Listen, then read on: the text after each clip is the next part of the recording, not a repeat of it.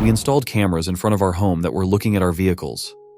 Part of the camera angles did overlook parts of two neighbors' properties, one backyard and one side yard.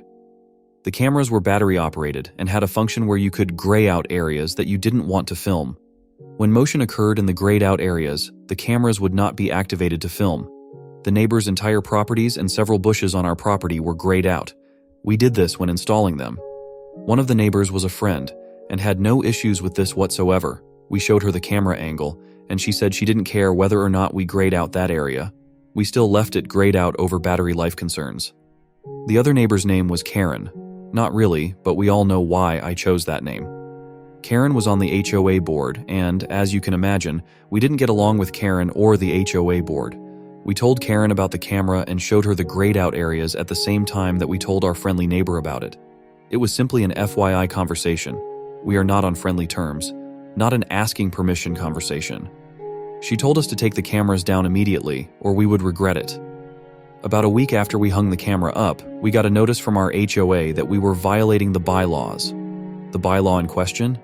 A nuisance to your neighbors bylaw. There wasn't a specific bylaw preventing placement of cameras, so this is all they could find to try to punish us.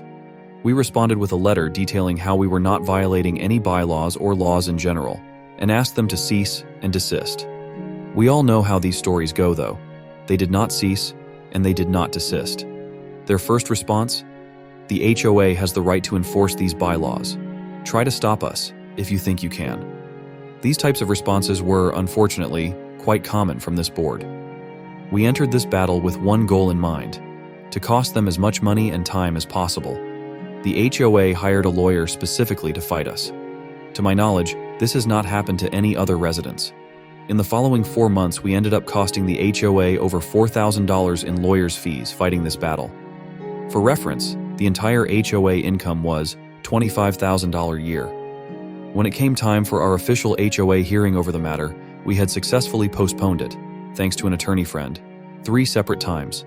There were over 100 back and forth emails with the HOA attorney and ourselves. Each one of those emails was a 15-minute expense for the HOA, and I was happy to follow up a follow-up question with another follow-up question if it meant the HOA attorney was going to keep billing them. Did I say follow up enough times? We didn't actually want to take this battle to court, so we ended up removing the cameras the day of the hearing to prevent being fined, even if the fine wouldn't hold up in court. The HOA decided in the hearing that we were guilty. Surprise, surprise, of violating the bylaw. They couldn't fine us, as the bylaws don't allow a fine until after a hearing has been held, and the cameras were already removed.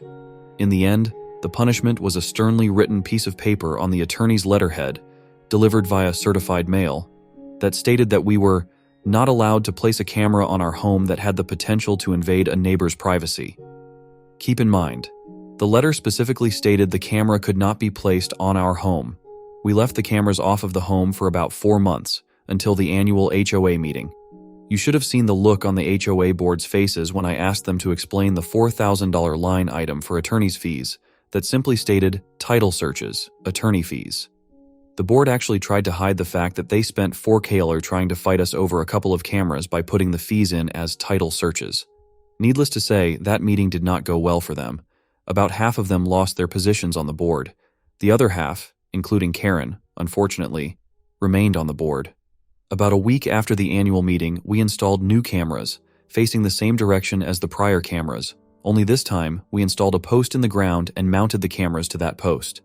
The admonishment we received after the hearing specifically stated that we were not allowed to install cameras on our home and said nothing about putting them on a post. They did send a letter to try to tell us to remove the cameras, but a sternly worded response indicating that we were prepared to fight them actually worked this time around. I guess they didn't want to spend another $4,000 fighting us. We didn't receive any follow-up responses, and the cameras on the post are still installed to this day, over 2 years and running strong.